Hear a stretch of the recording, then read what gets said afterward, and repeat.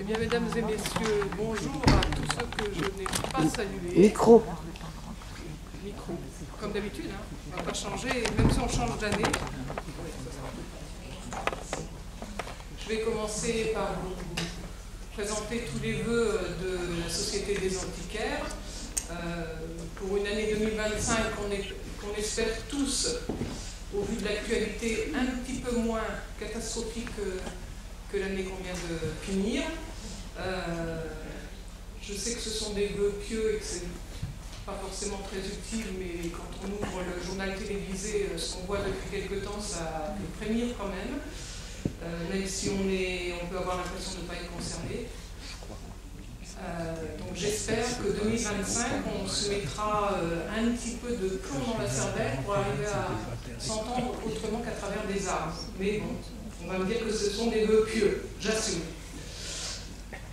Alors nous sommes réunis aujourd'hui pour une conférence qui, vous l'avez peut-être noté, n'est pas celle qui était prévue dans le programme. Le conférencier n'ayant pas pu assurer cette conférence, c'est notre collègue qui s'y colle, Hervé Benzon, que beaucoup d'entre vous connaissent, et qui va nous parler. Alors, moi j'avais compris que c'était effectivement sur le café, et je peux vous dire que pour avoir lu le texte qui sous-tend un petit peu cette conférence, vous allez apprendre des choses un peu étonnantes, même si vous êtes comme moi grand amateur de café. On est loin d'imaginer le rapport entre le café et le Santerre tel qu'il va nous le présenter. Donc, eh bien Hervé, je te laisse la parole.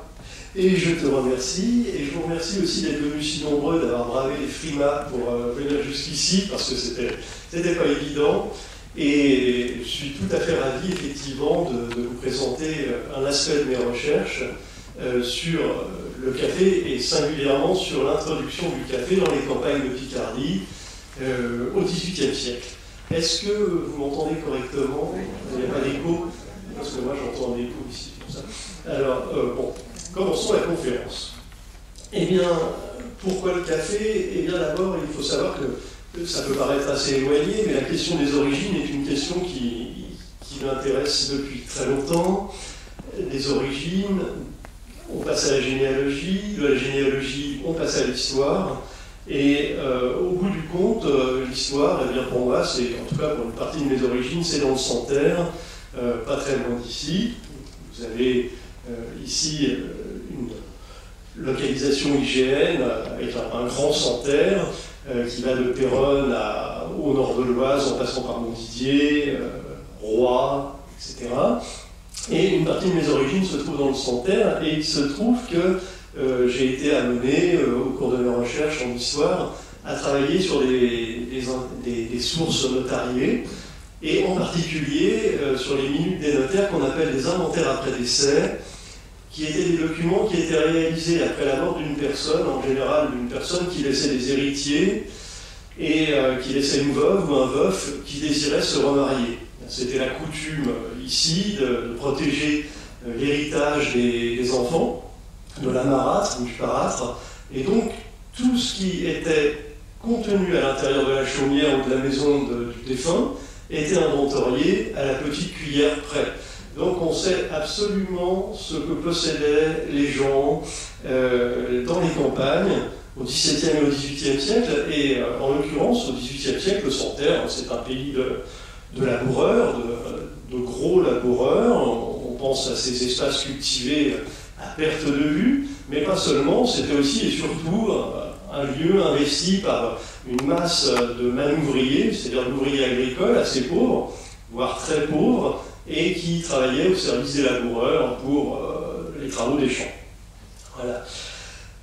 Ayant inventorié plusieurs centaines d'inventaires après décès, et ayant analysé tout ça de très très près, je me suis rendu compte qu'à partir du XVIIIe siècle, et singulièrement à partir de la deuxième moitié du XVIIIe siècle, on trouvait des cafetières de plus en plus fréquentes dans les inventaires des paysans du cru, si vous voulez.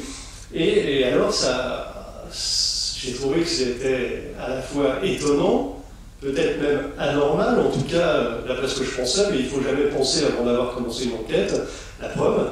En réalité, si, c'était normal, puisque déjà, la Picardie était largement ouverte sur le reste du monde, restait à savoir de quelle manière, comment ça s'était passé.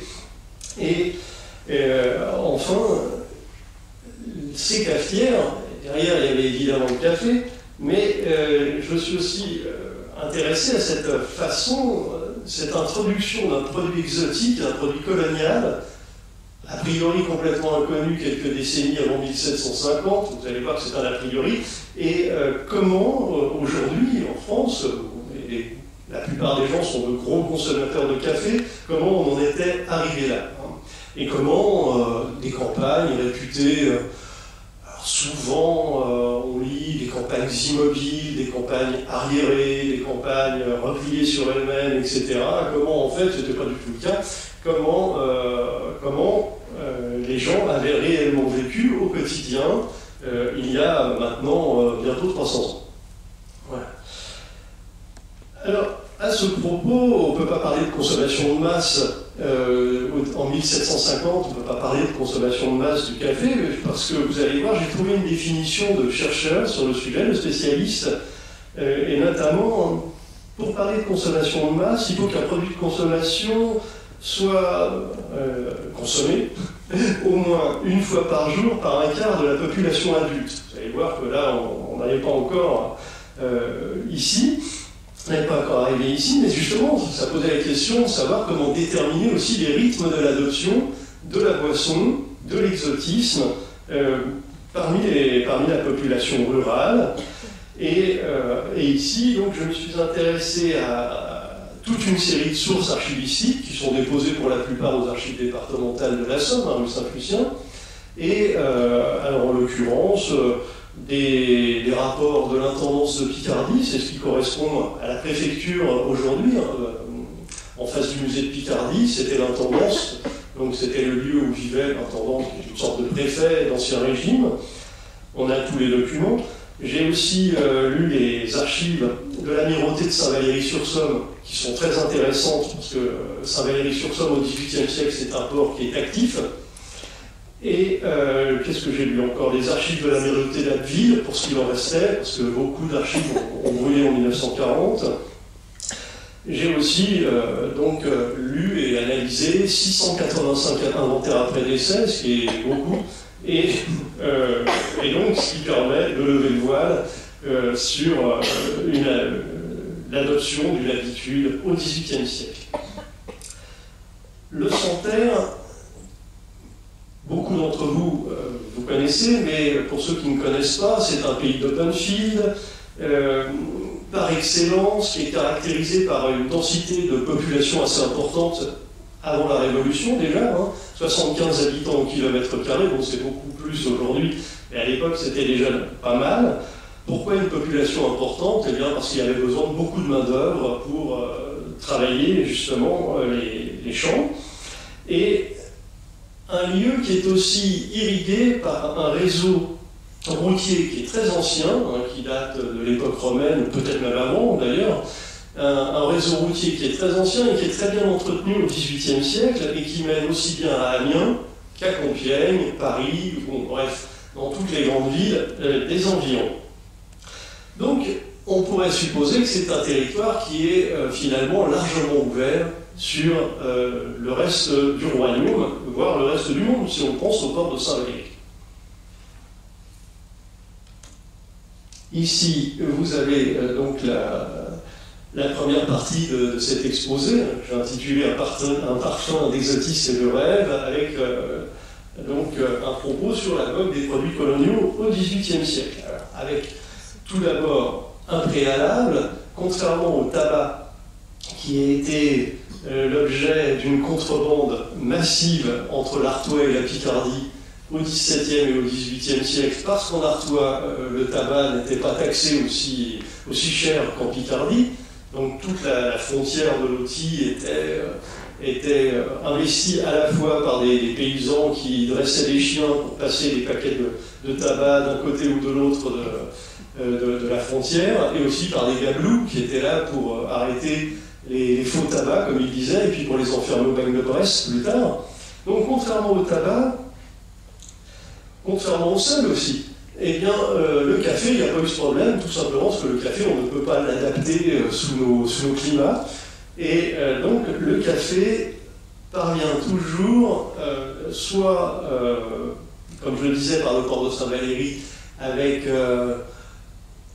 donc une importation depuis les îles à sucre, la Guadeloupe, la Martinique, Saint-Domingue, soit par les grandes villes du royaume, mais de toute façon, il provient toujours à un moment donné des Antilles.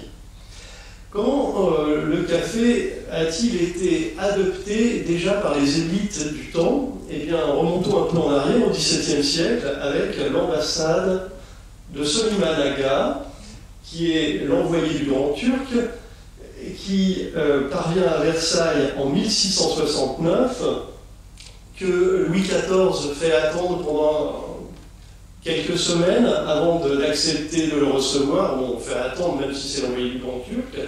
Et Soliman Aga s'installe dans un hôtel particulier avec toute sa suite et il invite toute une série de nobles des environs qui vivent à Versailles et on boit le café.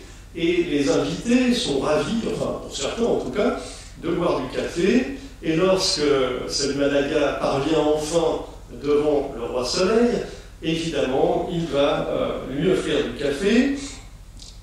Café, boisson qui plaît au roi Soleil, et d'autant plus que ces médecins lui affirment que c'est intéressant pour guérir certaines maladies. Ne me demandez pas lesquelles, mais en tout cas, vous voyez ici, il y a eu une exposition à la bibliothèque Louis Aragon il n'y a pas très longtemps, et dans une vitrine, il y avait cet ouvrage que j'ai pris en photo, Le bon usage du thé, du café et de Joseph, comme on l'écrivait souvent à l'époque, et du chocolat pour la préservation et pour la guérison des maladies. Puis vous avez un Turc à côté avec des espèces de plumes de paon sur la tête. Bon, voilà, tel qu'on les imaginait sans doute. À partir du moment où les élites se saisissent d'un produit, par capillarité ou par un effet de cascade, ce produit commence à plaire à, disons, l'entourage de ce personnage, du roi, la noblesse, et puis encore la bourgeoisie, et puis comme ça va descendre les différentes strates de la société. D'autant que le produit est vulgarisé. Vous avez ici le frontispice d'un ouvrage qui a été traduit par Antoine Galland. Antoine Galland qui était un orientaliste du roi, qui était originaire de Rollo, donc dans les environs d'Iguet, hein, et toujours sur la question du café, cette fois avec un seul F, mais bon, peu importe. C'est Antoine Galland qui a dénommé l'arbuste le cafier. Voilà, donc le cafier quand même.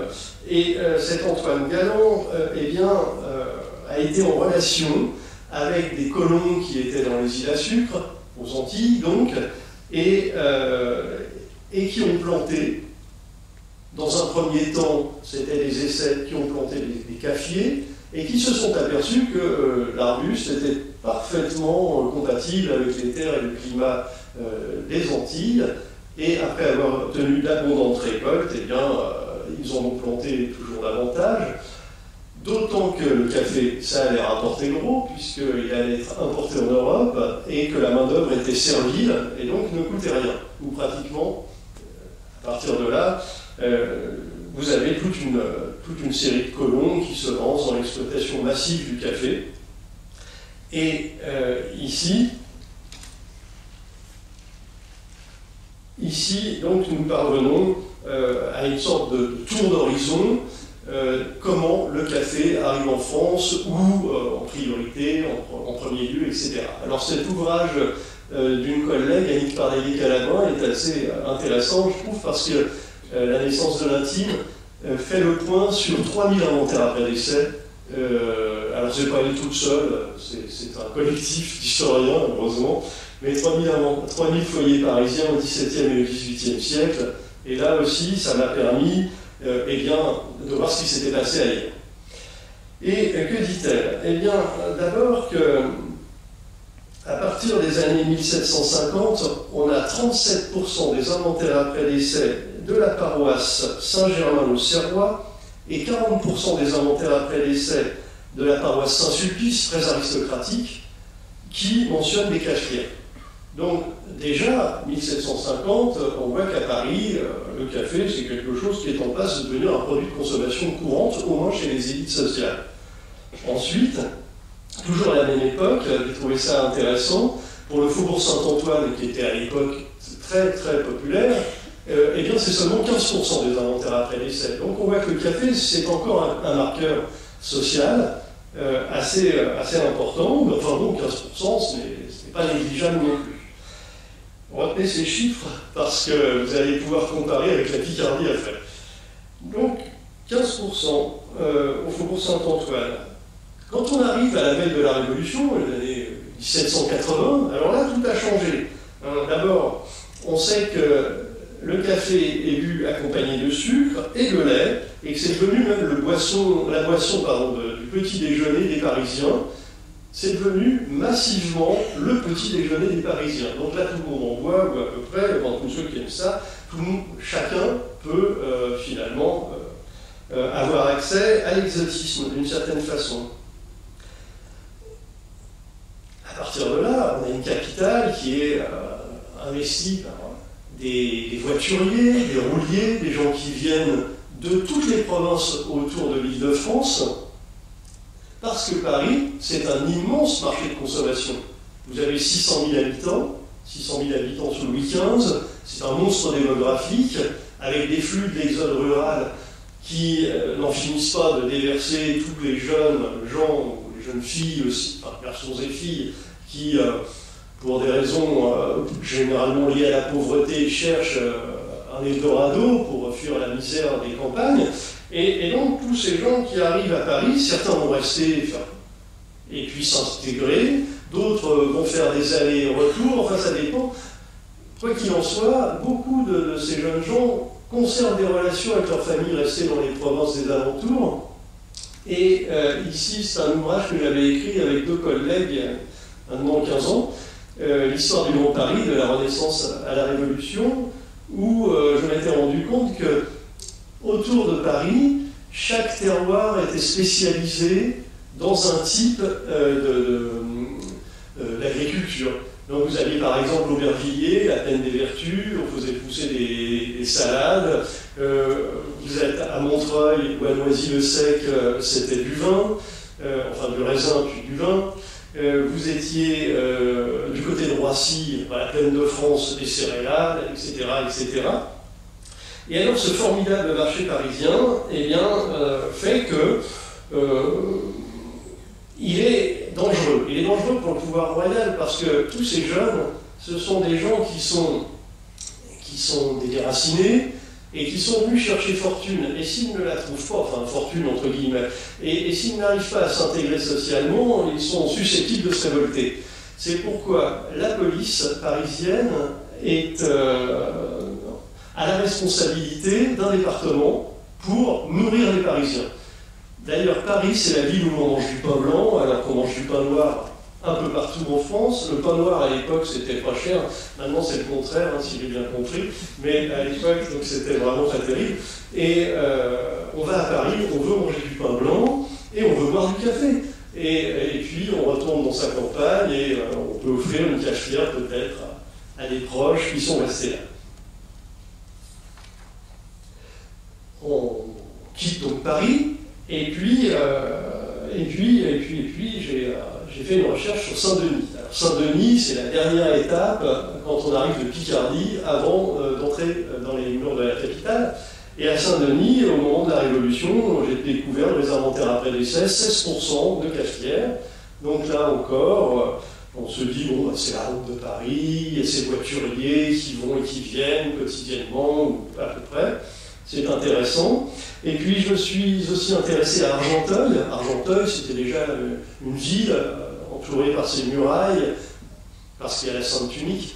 Et Argenteuil, donc là aussi, dès 1740, on peut boire du café chez certains marchands, et même chez certains coqs de village, donc les laboureurs aisés des environs, chez les gros vignerons aussi. Et puis, je suis allé plus loin, j'ai fait un sondage dans le Vexin, français. Et là, à Magny-en-Vexin, encore, dès les années 1740, on s'aperçoit qu'on peut boire du café chez certains laboureurs, etc. En général, c'est plutôt chez des paysans aisés, hein, dans un premier temps. Comme à Paris, d'ailleurs. Enfin, un collègue, Alain Croix, qui a travaillé sur la région de Nantes, a mis en lumière le fait qu'à Nantes, 40% des Nantais avaient des produits, avaient des cafetières en particulier, mais qu'autour de Nantes, ça tombait à 10% seulement de la population rurale. Alors donc, qu'en était-il en Picardie?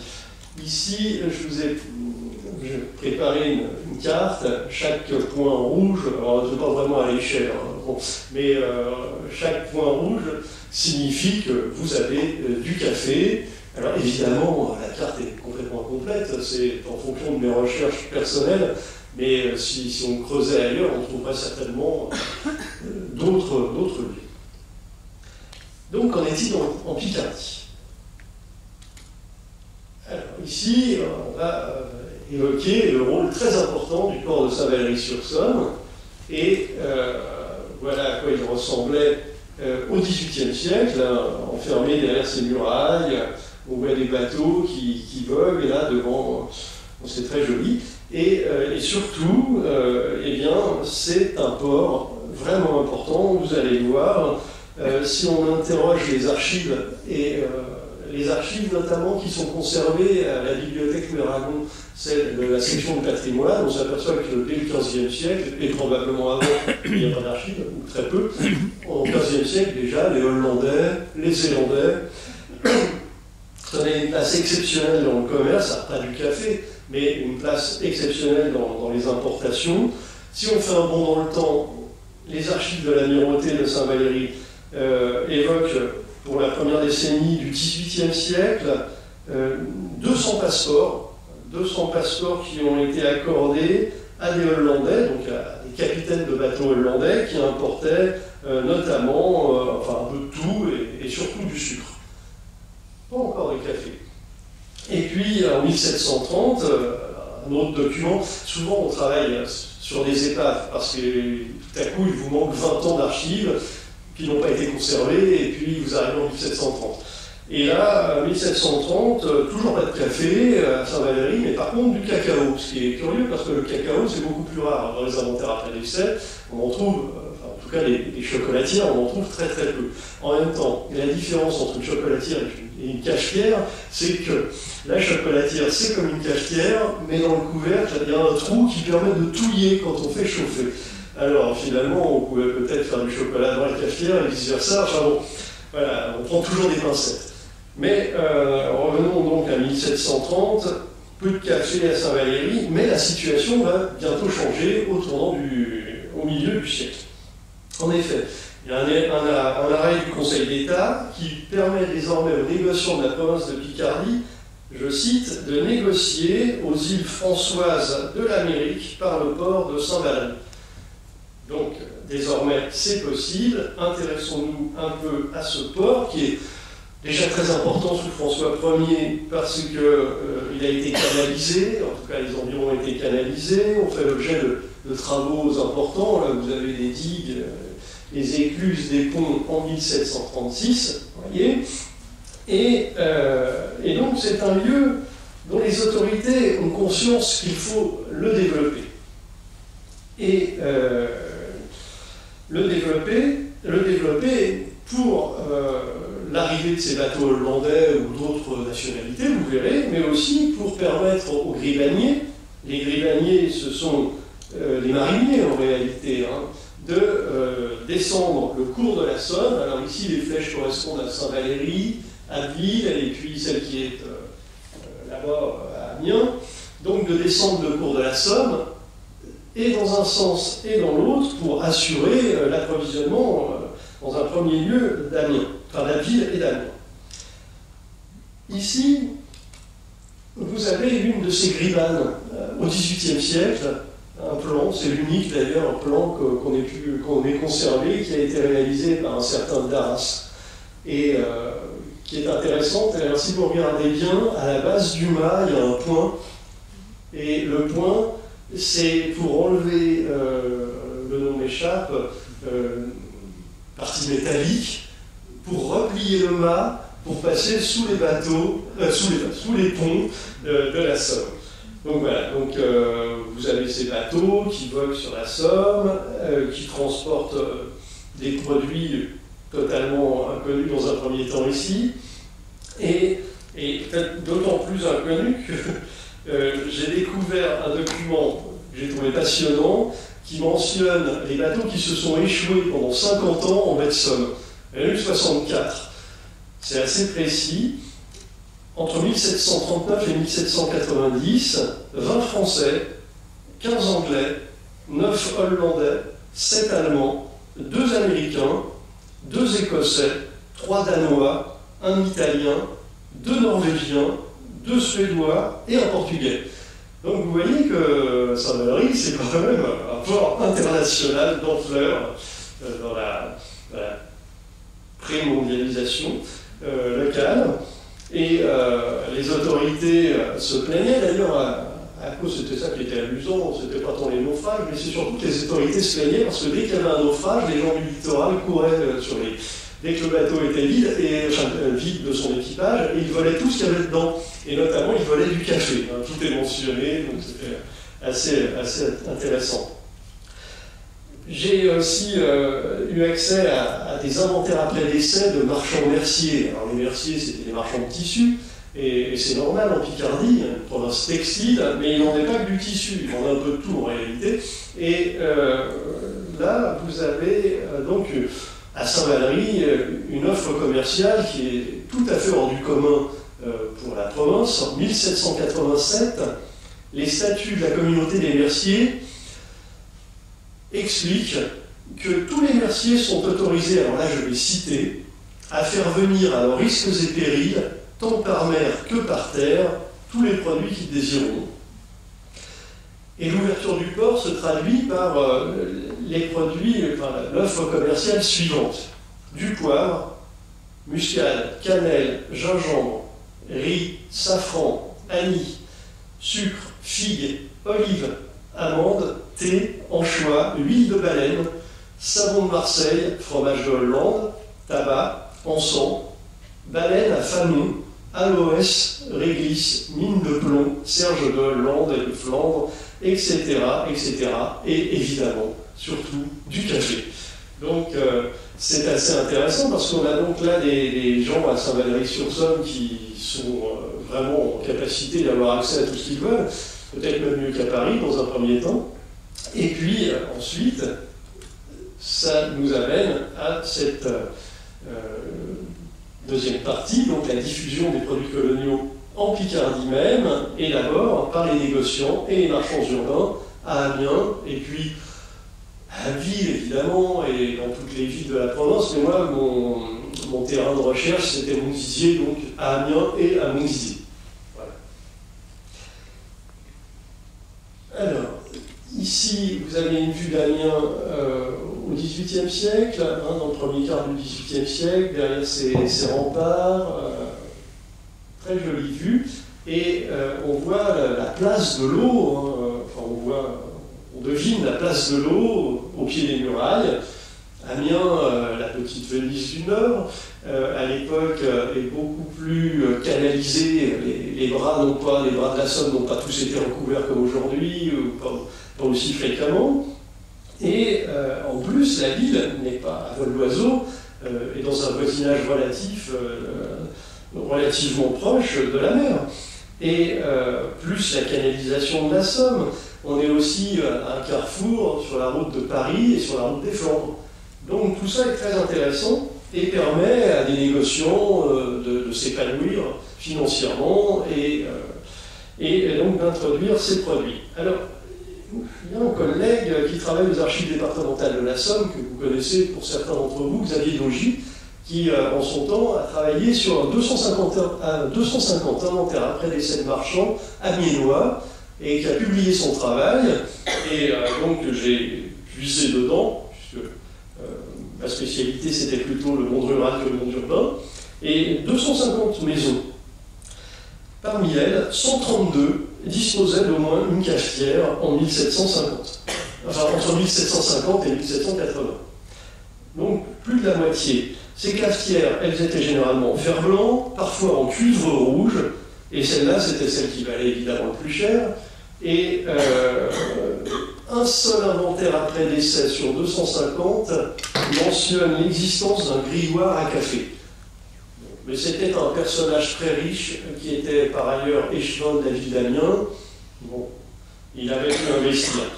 Et par ailleurs, et là je quitte les travaux de Xavier Daugy, en 1777, l'intendance de Picardie a produit un rapport que j'ai trouvé assez émouvant et qui signalait que les sucreries et le café étaient désormais à la portée des bourses de toute la population d'Amiens. La consommation se diffusait ensuite dans le reste de la province, et même au-delà, parce qu'un autre mémoire de l'intendance insiste sur le fait qu'Amiens, alors là je cite, n'a plus rien à envier à l'Angleterre et à la Hollande. Amiens est devenu le vaste entrepôt d'où les provinces de Champagne, de Bourgogne, de Lorraine et d'Alsace font venir les denrées coloniales. Du reste, en 1754, Louis XV a autorisé la Picardie à faire le commerce des îles, et désormais, les ports du Havre, de Bordeaux et de Dunkerque peuvent déverser leurs marchandises à Saint-Valery. Évidemment, passé à Amiens, il y avait toute une clientèle qui était certainement désireuse, elle aussi, de connaître l'arôme du café. Et nous allons passer à mon terrain de recherche favori, la petite ville relais de Montdidier, 5000 habitants. 5000 habitants à 110 km de la côte, donc là on est déjà loin. Et puis à 100 km de Paris et à 40 km d'Amiens, on est donc au milieu de nulle part.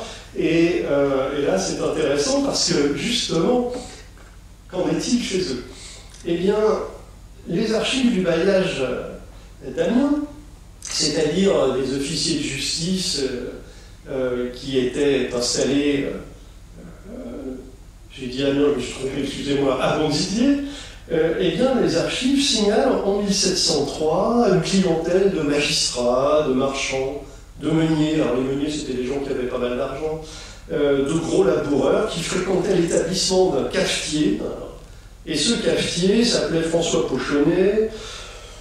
Bon, il y avait eu des problèmes chez lui, des problèmes qui avaient conduit toute une série de ses clients à connaître la paille des geôles de Montdidier. Alors c'est pour ça qu'on sait que ces gens-là fréquentaient le café.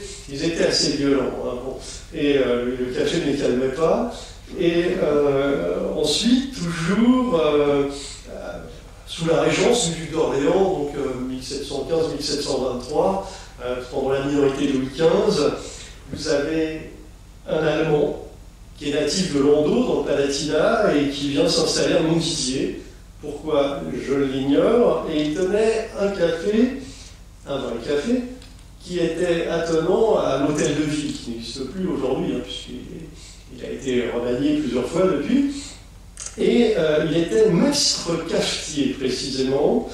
Et donc, lui aussi servait un produit qui était encore rare et onéreux, puisqu'en 1703, on a vu que c'était les prémices, à une clientèle qui avait les moyens de se l'offrir, et en particulier des gros laboureurs, des coqs de village qui venaient se mélanger aux officiers de justice, peut-être pour discuter affaires, probablement d'ailleurs. Ces étrangers, comme cet Allemand ou un autre, un Wallon, qui s'appelait Mathieu Lemaître et qui s'installe à la fin du XVIIIe siècle à Moreuil, après être venu de Namur, s'installe dans les années 1780, sont des gens mobiles, sont des gens qui sont intéressants parce qu'ils ont vu le vaste monde, ou en tout cas une partie, et puis ce sont aussi des gens qui m'intéressent parce qu'ils possèdent des cafetières. Et donc Mathieu Lemaître arrive à Moreuil. Il est apothicaire, donc c'est quelqu'un qui connaît les plantes, et il possédait dans l'inventaire après décès de son épouse 3 cafetières, une douzaine de tasses à café et une râpe à sucre. Un peu plus tard, le même personnage possède aussi une théière. C'est le seul, pour 435 inventaires après décès ruraux, à l'heure actuelle. C'est le seul qui est une théière. Mais alors, ce que j'ai trouvé absolument fabuleux, c'est qu'à Moreuil, au même moment, il y a des prisonniers de guerre. En 1799, on est en guerre contre toute l'Europe, et il y a des prisonniers de guerre anglais, enfin anglais, écossais, irlandais, et j'ai localisé à Moreuil et aux alentours 11 mariages de prisonniers britanniques avec des picardes. En réalité, les jeunes Français étaient sur le front, sur tous les fronts, et puis il n'y avait plus assez de main-d'œuvre, plus assez de manœuvriers, donc tous les prisonniers de guerre, on les utilisait, et ensuite ils épousaient les Français, c'était pas interdit. Et alors, pour l'anecdote, un certain William Walker, ses descendants s'appellent aujourd'hui Wakar, un Irlandais qui s'appelait Colm McClinckay, et ses descendants sont les McGlinky. Et voilà. Et donc, on a comme ça, par capillarité, comment dirais-je, ces transformations dans les modes de consommation qui arrivent par différents biais en réalité. Et alors, dans les villages, que se passe-t-il? Eh bien, pour la période qui s'étend de 1690 à 1799, en gros de Louis XIV jusqu'à Bonaparte, eh bien, donc j'ai consulté plus de 400 inventaires après décès, qui ont été rédigés dans une dizaine de paroisses rurales, toutes dans le Santerre. Et là, j'ai eu une très belle surprise, parce que bien avant la mention de première cafetière, j'ai découvert un inventaire après décès, celui d'Hilaire de la Place, laboureur à Morizelle, un tout petit village à côté de Moreuil, de l'autre côté de l'Arbre, 1699 donc. Et dans son inventaire, on découvre qu'il possédait 2 justes-au-corps en drap couleur de café. Ça, c'est intéressant. C'était des justes-au-corps qui étaient tout neufs. Donc, ce sont des vestes avec 2 culottes, donc des espèces de pantalons longs, et des paires de bas, et des boutons de cuivre. Et l'ensemble valait quand même assez cher, 30 livres. C'était presque autant que sa vache et sa génisse. Donc, des vêtements qui lui permettait de parader au village, en bon coq de village qu'il était. 1699, c'est très très intéressant, parce que si un tabellion est capable de désigner un vêtement couleur de café, bon, c'est quand même 5 décennies à peu près avant les premières cafetières rurales. Mais bon, ce tabellion, il avait été formé à la ville, et puis il allait, il venait, et il était probablement tout à fait au courant de ce qui se passait autour de lui. Pourtant, dans les inventaires après décès, avant 1750, on n'a absolument jamais, à la campagne, jamais de cafetière. Par contre, en 1740, j'ai trouvé une mention de 6 cuillères à café en argent, mais c'est l'inventaire après décès des biens d'une comtesse. Un Tiercelin de Brosse, famille qui possédait la seigneurie de Beaucourt en Santerre, donc bon, évidemment, elle avait de l'argenterie et elle buvait du café. Ensuite, Billancourt, c'est du côté droit. Et là, il y avait un curé qui meurt, 1744, oui, et qui, à son décès, donc ses biens sont revendus à la criée, et il y a un chanoine qui passait par là, un chanoine de Saint-Florent-de-Roy, et qui rachète sa cafetière. Donc là, on est encore avant 1750, mais on a soit une noble, soit un curé. 1748, un cabaretier, alors je n'ai pas dit un cafetier, mais un cabaretier, donc lui il ne vend pas de café a priori, ou pas trop, au Plessis-Rosainvillers, village du côté de Moreuil, et lui il avait une tasse en faïence. Alors c'est la première que j'ai découverte, mais après tout, il ne buvait pas forcément du café dedans. Donc on ne sait toujours pas. Mais 6 ans plus tard, toujours au Plessis-Rosainvillers, 1754, vous avez le curé, Jean Boutor, qui s'est très mal comporté, puisqu'il a été banni du royaume après avoir appelé au meurtre contre l'une de ses paroissiennes jansénistes. Et donc, il a fui le Plessis-Rosainvillers, il s'est caché dans sa patrie d'origine, Terraménil, du côté de Doulan. Et puis, il est tombé de la grange en glissant sur les barreaux de l'échelle et il s'est tué le jour de Noël 1754. Bon, et donc, les officiers de justice du Plessis-Rosainvillers vont dans le presbytère et puis posent les scellés. Et en posant les scellés, il y a donc tout est inventorié. Et chez ce personnage, on découvre encore, on découvre la première cafetière rurale passé 1750, celle de ce curé toujours, hein, mais avec une râpe à sucre. Donc ça, j'ai trouvé intéressant. On buvait le café sucré, visiblement, et le Plessier, puisque je parlais de Boutor et de sa râpe à sucre et de sa cafetière, c'est un village très particulier parce que c'est là qu'a été ouverte la première manufacture de Val du Santerre en 1728, et c'est une manufacture qui appartient à des Parisiens, la famille Sénard. Il y a le père et les 5 fils, et les Sénards sont des jansénistes, et ce sont eux qui ont introduit le jansénisme au village, et qui étaient des prosélytes, et qui ont, comment dirais-je, réussi à obtenir, sinon la bienveillance, en tout cas la croyance d'une partie de la population en leur dogme, et alors ce qui a provoqué une scission dans le village avec la réaction violente du curé, etc. En tout cas, c'est un village particulier. Alors qu'en était-il ailleurs? Bon, quand je parle de ces Sénards, c'était des gens très riches qui s'étaient fait anoblir, en tout cas pour certains des fils.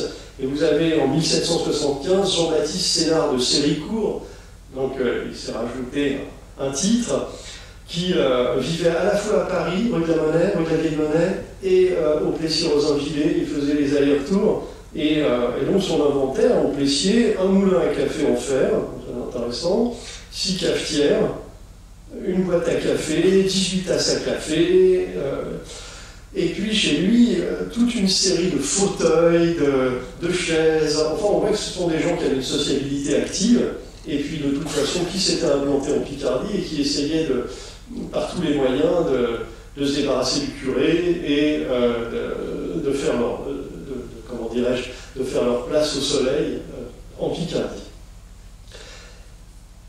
Aucun inventaire après l'essai de mon corpus rural ne fait état de sucre avant 1754, mais à partir de là, donc, les cafetières apparaissent régulièrement. Alors bon, le tableau vaut ce qu'il vaut.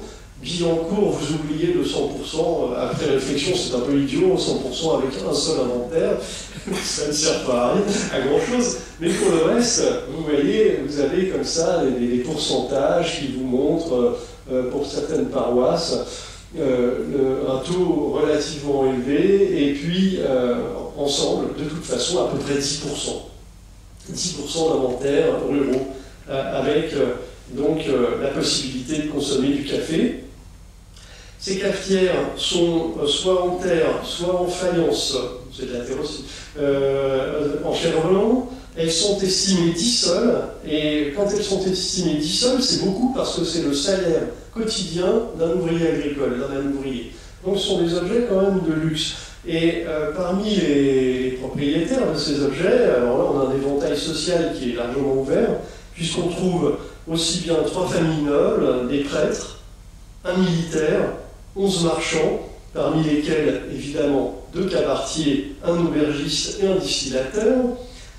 On trouve des artisans, des laboureurs, mais des manouvriers aussi, et puis même un berger. Leur patrimoine s'échelonne entre 3618 livres pour Martin Baillet, qui était un marchand qui vivait au village du Quesnel, donc 3600 livres, c'est pas mal, et 60 livres seulement pour Marie de Nizard, c'était une femme qui avait 78 ans et qui était manouvrière à Angers-en-Santerre. Donc on a effectivement des gens, même très pauvres, qui sont capables d'avoir acquis, je ne sais pas comment, d'une façon ou d'une autre, une cafetière. Et donc ils sont en capacité aussi d'inviter leurs voisins, d'adopter un rituel de sociabilité qui était dévolu jusqu'à présent aux seules élites sociales, vous voyez. Ce que je trouve aussi assez intéressant, c'est qu'à Amiens, et là on voit vraiment le distinguo entre les villes et les campagnes, à Amiens, la moitié des marchands, on l'a dit, plus de la moitié même, avaient de quoi prendre le café, alors que si on va à la campagne, eh bien c'est seulement 25%. Donc on a quand même une différence assez importante. Et par ailleurs, on peut avoir des surprises, il n'y a pas de cause à l'effet systématique. Par exemple, au château d'Argicourt, Voilà, on ne buvait pas de café, visiblement, il n'y avait pas de cafetière. Donc, il y a aussi le goût qui intervient, le goût pour la denrée ou pas. Ici, vous avez donc une carte. Toutes les localités dont vous ne pouvez sûrement pas lire les noms sont soulignées en rouge. On y trouve des cafetières, et quand c'est en violet, Rouvrel et Hargicourt, on n'en trouve pas. Ce qui ne signifie pas qu'il n'y en a jamais eu, mais tout simplement qu'il n'y a peut-être pas eu d'inventaire après décès. Donc voilà, tout simplement. Je me suis intéressé en particulier à Bouchoir. Bouchoir, c'est celle-ci, là, entre Roye et Amiens.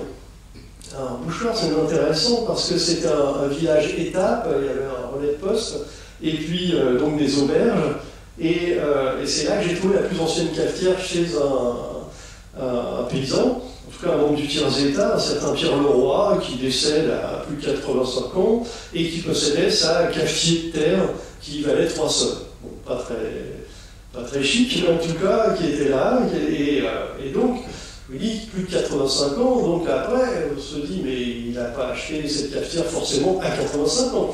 Alors, je me suis intéressé à l'âge des défunts, et ici, vous voyez que selon les inventaires après décès, on a des gens qui meurent à tout âge, et on voit sur ce document que les sources peuvent nous tromper, c'est-à-dire que comment dirais-je, l'univers matériel du défunt, par définition, est toujours saisi au moment de son trépas. Mais il pouvait très bien avoir une cafetière depuis 30 ans. donc tout ce que je vous dis est à relativiser, hein, toujours.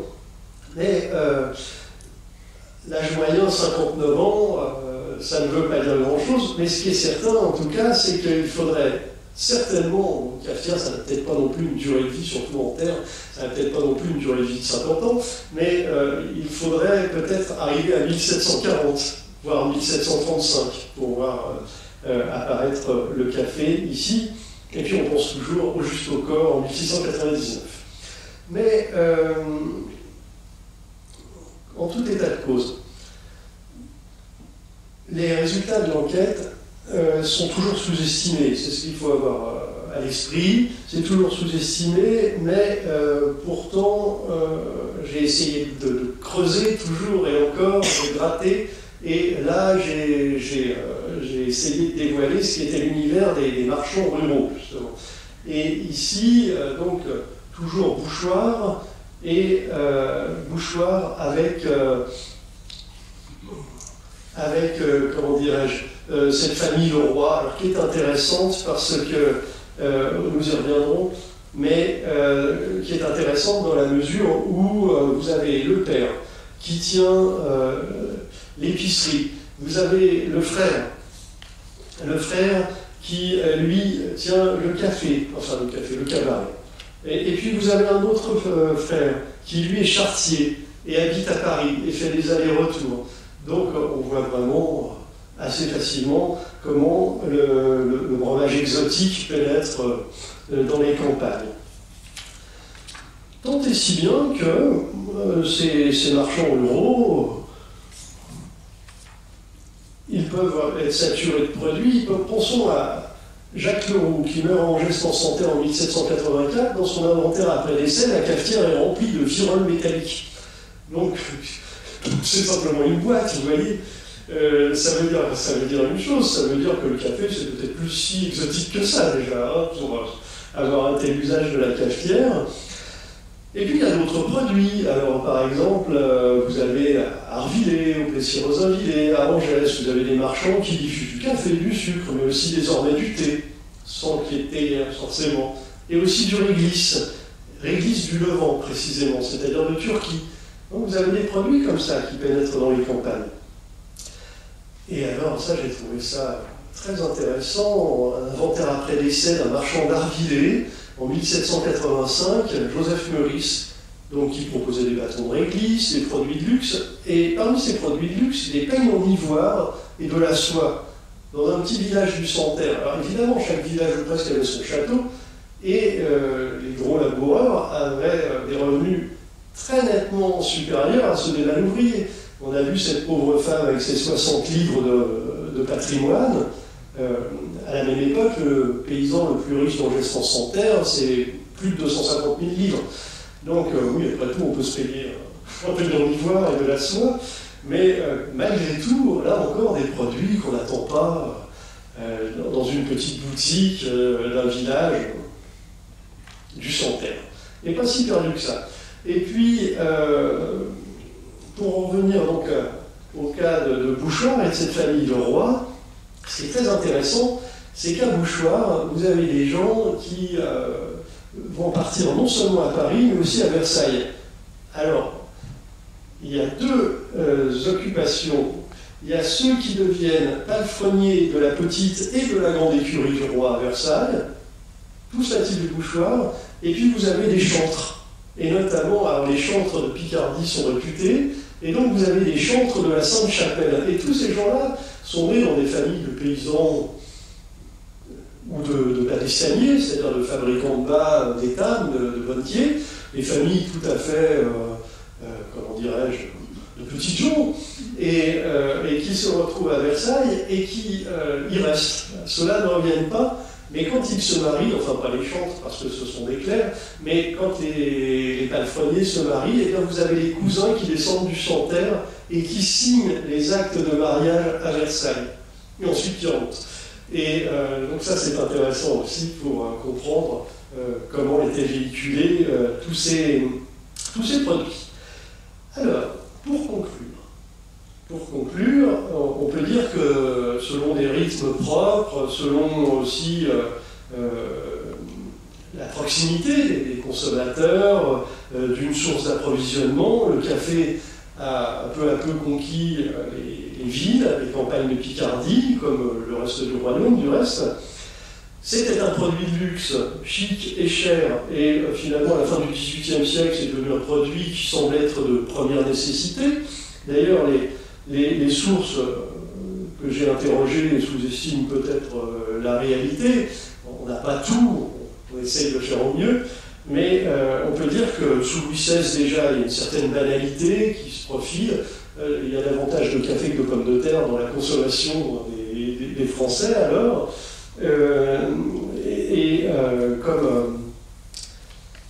Comme à Angers sans Santerre, donc que j'ai évoqué, où on a vu sur le tableau qu'il y avait déjà pas mal de paysans qui étaient en capacité d'inviter leurs voisins,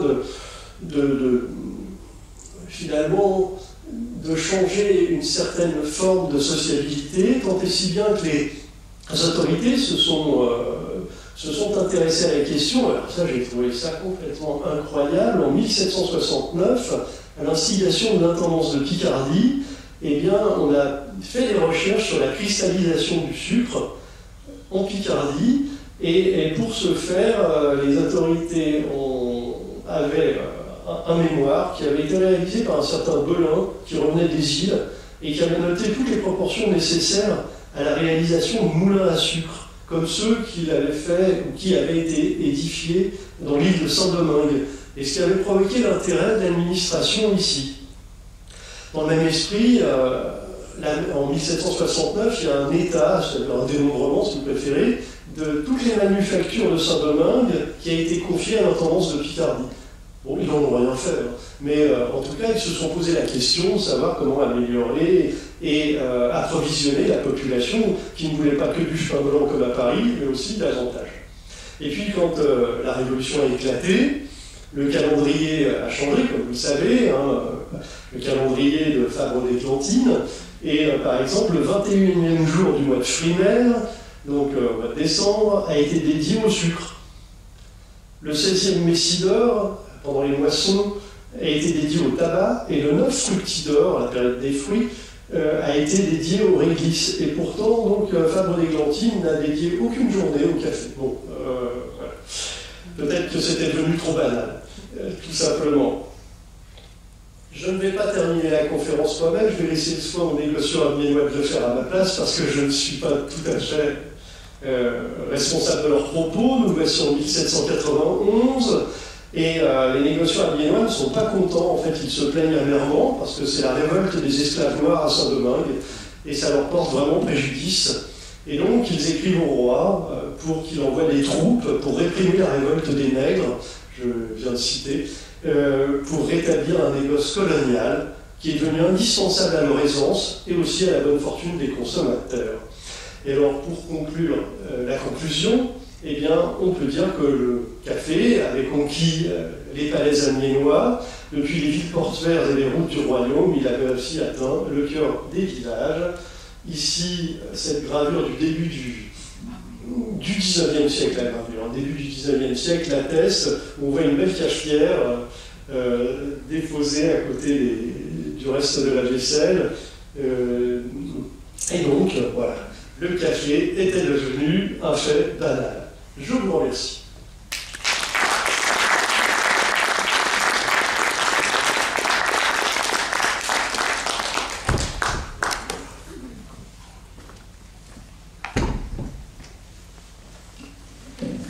Merci beaucoup pour cette conférence. Je vous avais dit qu'on apprendrait beaucoup de choses.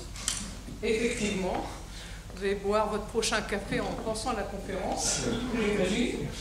Eh bien, la parole est à vous, s'il y a des questions.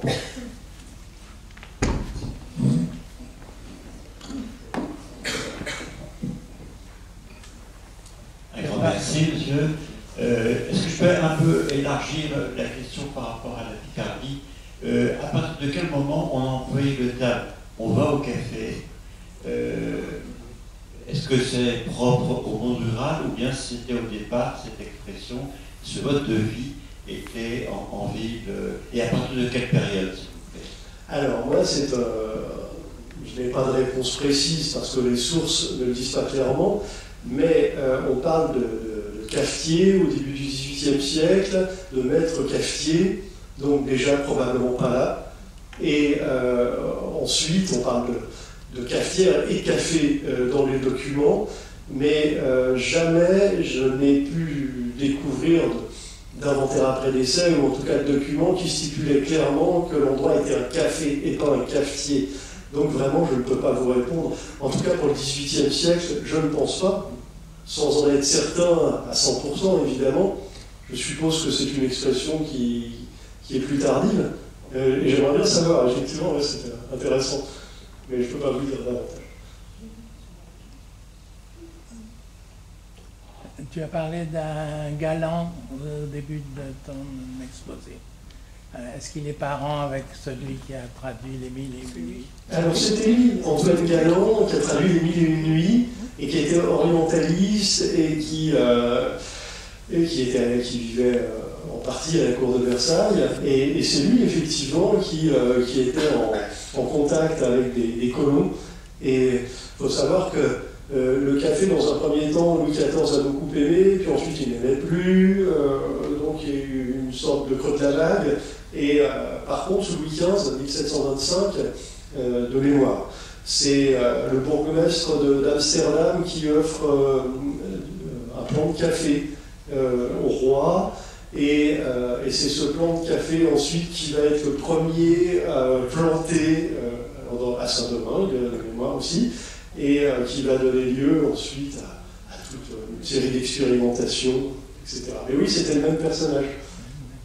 Voilà. Louis XV adorait le café. Oui, Louis XV, oui. Louis XV faisait son café lui-même. Voilà. Voilà, absolument. Oui, merci beaucoup Hervé pour ce magnifique exposé qui articule différentes échelles, à la fois une économie de dimension mondiale et la consommation locale au fin fond des villages picards, comme tu as très bien su le montrer. Tu nous as parlé du prix d'un certain nombre de cafetières. Est-ce qu'on a une idée un peu du prix de la matière première dans la deuxième moitié du XVIIIe siècle, sachant que d'ailleurs ce prix a sans doute évolué, peut-être même à la baisse en valeur relative. Et puis est-ce que peux-tu nous rappeler comment est-ce qu'on prépare la boisson à cette époque? Parce que c'est pas la cafetière expresso ou la capsule qu'on a l'habitude maintenant d'utiliser. Comment on pouvait, avant l'alu, faire du café? Alors, donc sur... Justement, j'ai peut-être un complément à la question qui a été posée. je me posais la question justement de la torréfaction et des mélanges qui sont faits effectivement, et selon effectivement comment la connaissance va progresser, va être diffusée, qui prépare ces cafés et comment ils sont diffusés. Alors, je commence par le métal, et le métal ou la terre qui sont utilisés pour la confection, pour la production des cafetières.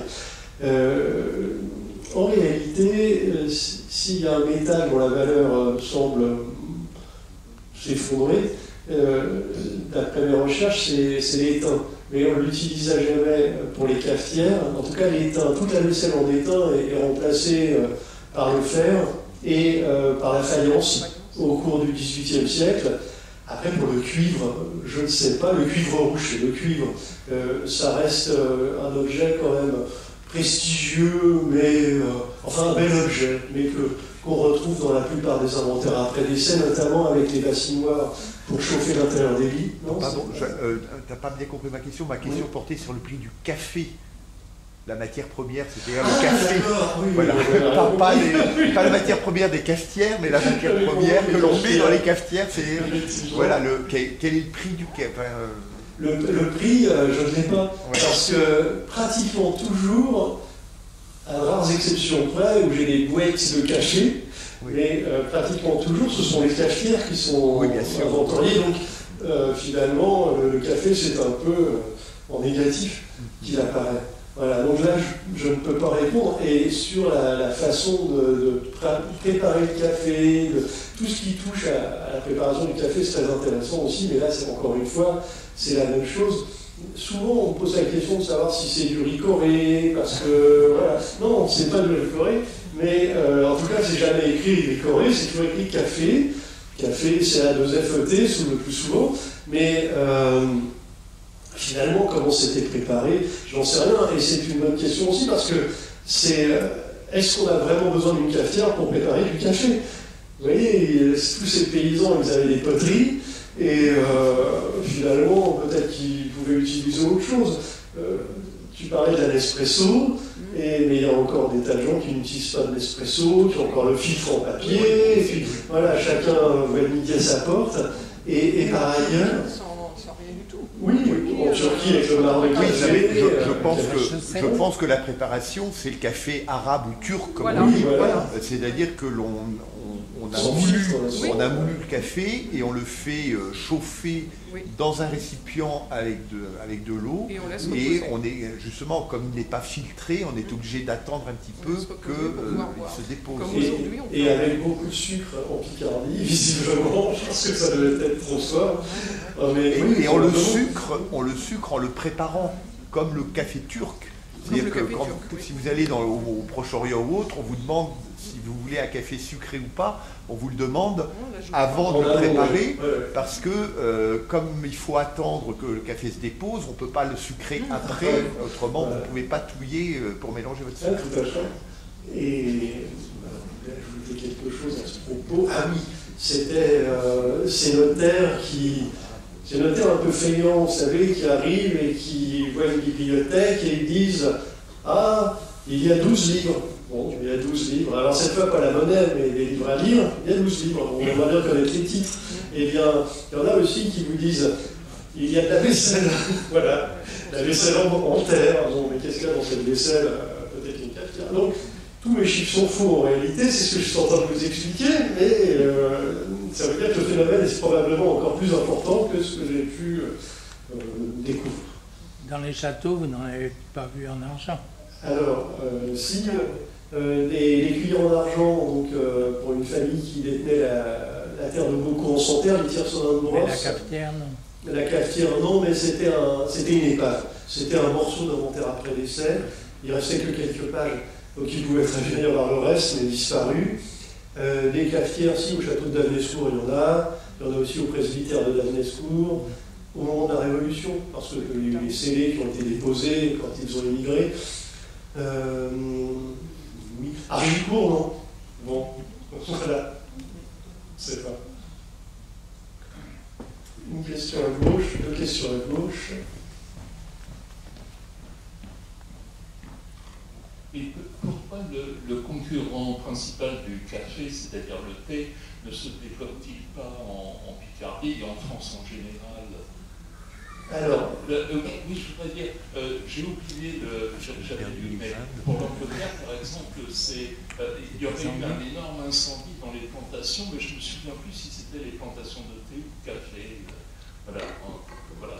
Alors, pour l'incendie, je ne peux pas vous le dire. En revanche, le monopole du café appartenait à la couronne de France et le monopole du thé à celle d'Angleterre. Ce qui ne veut pas dire qu'on ne faisait pas pousser le thé, mais le thé, les Anglais l'importaient d'Orient. Bon, ils auraient très bien pu importer du café depuis les Antilles britanniques, mais je suppose qu'ils le faisaient, mais en tout cas, l'importation massive de café, c'était pour la France, et le thé, c'était pour l'Angleterre. Après, on a vu que quelques marchands amiénois avaient des théières, qu'un seul apothicaire à Moreuil avait une théière au moment où il y avait des prisonniers anglais. Si ça se trouve, ça n'a rien à voir, mais c'est possible quand même. Donc ça, c'est intéressant, mais a priori, ce sont des décisions politiques qui ont fait que 3 siècles après, ou à peu de choses près, eh bien aujourd'hui, les Français boivent du café et les Britanniques boivent du thé. Ce que je trouve absolument fantastique.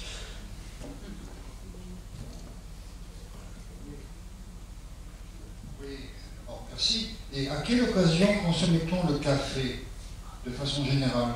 De façon quotidienne, après une fête? Comment le café se consommait-il?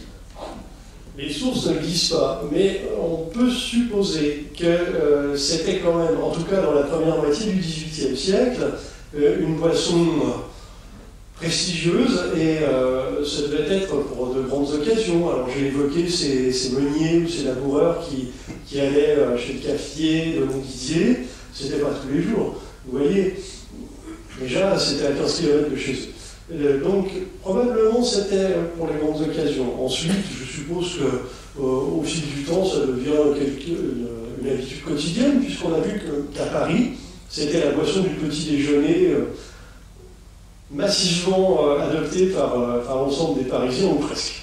Donc je suppose qu'après, ça devait être à peu près la même chose ailleurs, sans en avoir de preuves. Bonjour Hervé. J'ai pas pu assister au début à cause du brouillard, donc peut-être que tu as évoqué, mais dans tes inventaires après décès, tu évoques beaucoup de choses, mais à aucun moment tu n'évoques de chocolatière. Est-ce qu'on sait si le cacao était aussi présent un peu, puisque le café en effet la France, le thé l'Angleterre, mais dans les cours, à la cour de Versailles, le chocolat était aussi... J'aurais bien aimé. Mais tu n'as pas toi trouvé de chocolatière, même dans les inventaires un peu de noblesse? Une chocolatière chez un négociant amiénois dans la deuxième moitié du XVIIIe siècle. Si je me souviens bien, c'est 1756, son décès. Et 1756, c'est ça. Donc il y avait une chocolatière, celui-là c'est un riche négociant, échevin. Bon, c'est le seul. Mais comme on me l'a fait remarquer, finalement, on peut très bien... Enfin, j'ai participé à un colloque à Nantes sur le thème des produits exotiques, et une collègue qui était spécialiste des chocolatières me disait, mais en fait, ça ne veut rien dire, parce qu'on peut très bien faire du chocolat, on peut le faire fondre dans une cafetière, et simplement la différence, c'est le trou dans le couvercle. Pour ça, moi, j'ignorais, donc j'étais content de l'apprendre. Donc au fond, on ne sait pas vraiment. En tout cas, le produit cacao est importé à Saint-Valery-sur-Somme en 1731, il y a des mentions, donc ça entrait en Picardie. Après, massivement, ça n'a pas l'air, mais le terme chocolatière, en tout cas, je l'ai trouvé qu'une fois. Au début, c'était un médicament. Oui, oui, comme le café. Je pense que la production de cacao est plus rare aussi à cette époque. Oui, et c'est sans doute plus compliqué de préparer son cacao que son café. Oui, c'est bien possible, effectivement. Et puis, comme l'importation était plus rare, ça devait être plus cher, etc. Et puis le cacao naturel est quand même un produit amer qui nécessite de rajouter du sucre, qui est un produit cher. Au début, avant que l'intendant de Picardie se rende compte, donc sous le règne de Louis XVI, ça y est, maintenant les sucreries sont à la portée de toutes les bourses. À Amiens, ça va amuser ça. On peut tous payer des sucreries. C'est bien. Voilà. Je voudrais dire, oui, mais alors, il est quand même surprenant qu'il n'y ait pas eu de taxation sur ces produits-là, ces produits de luxe, café, sucre, cacao. C'était taxé. Oui, c'était taxé déjà à l'amirauté, au port. C'était taxé, parce que de toute façon, le café arrivait pas seulement par son valorisation, mais aussi Bordeaux, Nantes. Donc là, c'était taxé. Ensuite, c'était taxé probablement sur les revenus des marchands, des commerçants, parce qu'ils payaient la taille. Sauf quand c'était les privilégiés, parce qu'ils étaient en trop bourgeoisie, mais la plupart n'étaient pas. En tout cas, la campagne, c'était pas des privilégiés. Donc là aussi, c'était encore taxé. Je me suis dit, non, ils y ont pensé.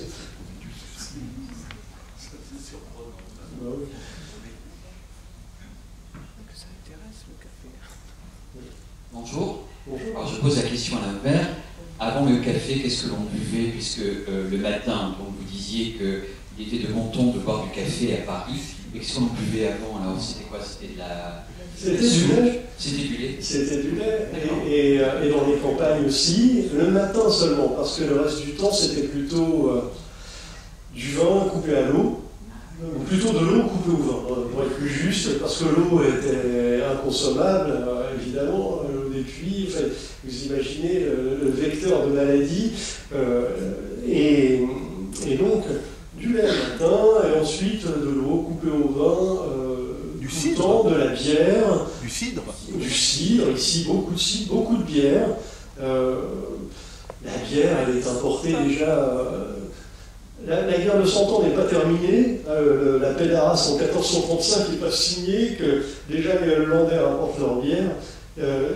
Descendent le cours de la Somme, le cours de l'Ar, jusqu'au port de Moreuil, qui n'existe plus, vendent de la bière et repartent avec des céréales chez eux, parce qu'ils en manquent dramatiquement, etc. Bon, beaucoup de boissons alcoolisées.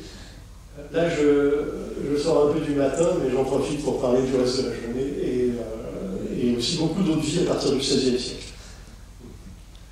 Et je pense qu'il y a beaucoup de différences régionales. Si je peux prendre un exemple familial, dans ma famille maternelle est du Cotentin, donc en Normandie, et quand j'étais petit, dans les années 70, quand on allait dans une ferme, on nous offrait systématiquement du café. Du café arrosé de Calvados, donc Calvados dans le café, et puis ensuite la rincette, c'est-à-dire Calvados dans la tasse chaude après avoir bu le café au Calvados. En revanche, dans ma famille paternelle, qui était des paysans du Poitou, région où chaque ferme produisait son vin, quand vous alliez le matin ou l'après-midi, que vous étiez reçu à la ferme, c'était jamais le café, c'était toujours le vin, du matin au soir. Et je pense que dans la Picardie, avant le café ou autre, dans plein de régions, la boisson, quand on rend visite ou autre, c'est l'alcool local. Donc en Picardie, un petit peu de vin, beaucoup de bière et beaucoup de cidre. Bien, moi, j'allais dans le Vexin, beaucoup, chez ma grand-mère, et c'était un canard, un sucre. Oui, dans le canard, dans l'autre vie. Oui, effectivement. Oui. Non, je dirais qu'il y a d'abord la boisson du matin, essentiellement chez les paysans, c'est la soupe, parce qu'on va travailler au champ en ayant le ventre plat, hein, et le lait, ça suppose qu'on ait une vache, c'est déjà pas forcément à la portée de toutes les bouches. Oui, je pensais aux Parisiens. Donc, et alors pour ce qui est de la boisson chez les paysans, bon, chez mes cousins, grands-parents, etc., dans le Pontieux, du côté de Domar, la boisson c'est le cidre, produit localement avec les pommes, voilà. Et forcément, de ce cidre, on fait le bouilleur de cru passe tous les ans et on fait une espèce de calva.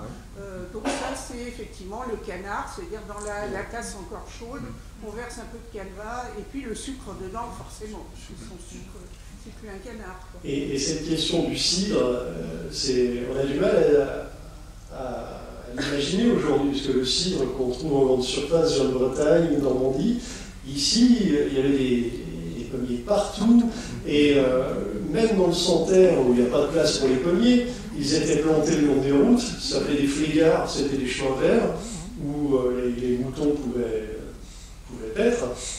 Et donc c'était des terrains qui, de toute façon, étaient perdus pour la charrue, et tout le long, c'était des pommiers qui appartenaient soit au noble local, aux propriétaires, au chapitre Notre-Dame d'Amiens, soit aux gros laboureurs. Et au moment de la Révolution, alors là, on s'entretue pour les pommiers, littéralement, et on envoie les autorités, on envoie la troupe dans des tas de villages du Santerre, mais probablement aussi de l'autre côté, dans le Ponthieu, parce que chacun veut récupérer les pommes qui, tout à coup, voilà, ce n'est plus le seigneur qui possède les pommes, donc tout le monde les veut, et donc il y a des attroupements, on envoie l'armée, etc. Mais je veux dire, dans le Santerre, un petit peu, la région de Roye, un petit peu au nord de Roye, dans tous les petits villages, Herlier, Talon, machin, quand vous y alliez dans les années 70, la première chose qu'on vous offrait, c'était un verre de cidre. Alors le cidre local, hein, c'est-à-dire qu'avec une couleur assez, disons, assez trouble, hein, voilà. Mais ça faisait partie de la boisson qui était offerte systématiquement quand on allait dans ces villages. Là, récemment, j'ai travaillé sur les inventaires après décès du 19e siècle, et pour un autre projet, et effectivement, on a des réserves de cidre chez tout un chacun, ce sont des milliers de litres à chaque fois, c'est vraiment impressionnant. Voilà, et oui. Alors moi j'avais une autre question à poser, c'était celle de la chicorée. Je sais qu'il y avait des producteurs de chicorée, le roux, on m'appelle le roux, hein, mais je n'ai pas une relation de famille avec, enfin c'est pas trop. À Amiens, il y a des fabriques de chicorée, il y en a une à vendre en 1840, enfin quelque chose comme ça. Je voulais savoir quand est-ce que ça arrive, est-ce que c'est préexistant au café, parce que dans cette région, on mélange la chicorée avec le café. Ça permet, un, de l'adoucir, donc voilà, deux, ça permet d'économiser le café. Donc pour l'instant, aucune mention de chicorée, en tout cas pour ma période de prédilection, 18e siècle, 17e, 18e siècle, absolument pas, ce qui ne veut pas dire que... Il n'y a pas de document là-dessus à la tendance? Non, j'ai pas cherché, c'est surtout ça. Voilà. Il y en a peut-être. J'ai pas cherché, là peut-être. Mais ouais, en tout cas, c'est un terme que je n'ai jamais croisé. Et bon, des documents, j'en ai brassé pas mal. Mais après, voilà, c'est quelque chose que je vais chercher. Alors, après, c'est peut-être une habitude qui s'est développée au moment des guerres napoléoniennes, lorsque la marine anglaise bloque des importations de produits coloniaux pour la France, ou comme pour le sucre on développe la betterave à sucre, on a peut-être aussi cherché des substituts. De même qu'il y a l'orge comme substitut au café, l'orge grillée. Ben voilà, c'est ça. Oui, c'est alors je ne m'y mettrai pas ma main au feu, mais il est possible que ça soit lié à des difficultés d'approvisionnement où on ait trouvé des ersatz. Après, si c'est le même cheminement que le sucre avec la betterave, je lisais récemment que ça avait pris du temps. C'est-à-dire qu'il y a un développement à partir de 1806, mais finalement c'est une sorte de pétard mouillé, si j'ai bien compris. C'est seulement sous la Restauration, dans la décennie 1820, qu'on commence vraiment sérieusement à développer. Mais peu importe, je veux dire que ce soit en 1810 ou en 1820, c'est probablement effectivement le même cheminement. On n'a plus de café à chercher. Je voulais vous montrer aussi ceci, ce sont les ouvrages, alors certains, celui qui s'intitule Du café dans les campagnes, je n'en ai plus, mais celui qui est sorti plus récemment, l'an dernier, Misère et violence en Picardie, à travers les procès du tribunal de Montdidier, donc sur une région qui couvre à peu près, qui court de Moreuil jusqu'à Breteuil, à peu près, Moreuil, Breteuil, Ronziran-Santerre, Roye. C'est un territoire assez vaste. Eh bien, je me suis intéressé à chercher ce qu'il en était des relations sociales entre les habitants de ce bailliage de Montdidier, qui est intéressant d'ailleurs, parce que le bâtiment a sauté en 1918, mais il a été restauré. En tout cas, le rez-de-chaussée subsiste, il y a encore les cachots avec les graffitis, et ça va devenir un musée. En principe, dès cette année, puisque ça a été longtemps un tribunal, ensuite c'était devenu un centre des impôts, ensuite c'était fermé, et là, la mairie de Montdidier va ouvrir un musée, donc j'en parle au passage, parce que je Je trouve ça passionnant quand on a passé quelques années à lire tous les documents, enfin pas tous, mais beaucoup de procès et d'enquêtes de police sur les environs, et qu'on peut pénétrer dans le bâtiment où tous ces documents ont été rédigés et découvrir les geôles. Et donc voilà, alors c'était pour vous dire que ce dernier ouvrage, j'en ai apporté quelques-uns, si ça vous intéresse de le lire. Et puis, par ailleurs, j'ai un site qui a changé un peu, puis j'ai un ami qui m'en a développé un plus efficace. Voilà, et donc ici, je dépose beaucoup d'informations tirées de mes découvertes dans les archives. Alors évidemment, c'est un site qui évolue avec le temps, donc il faut y aller, chercher, trouver ou pas, et revenir dans quelques mois. Et voilà, et vous avez donc, vous tapez mon nom, vous tombez dessus, si vous êtes intéressé. Ah oui, et au passage, vous voyez, je donne une conférence dans une... Si vous ne l'avez pas, chef d'overdose, je donne une conférence dans une semaine exactement au Centre culturel de Moreuil, en face de l'église, sur le thème du port de Moreuil, justement, du XIIIe au XIXe siècle. Et c'est à 15h. 15h, voilà. 15h, ça commence à 15h. Attendez une place. Voilà, donc vous savez tout maintenant.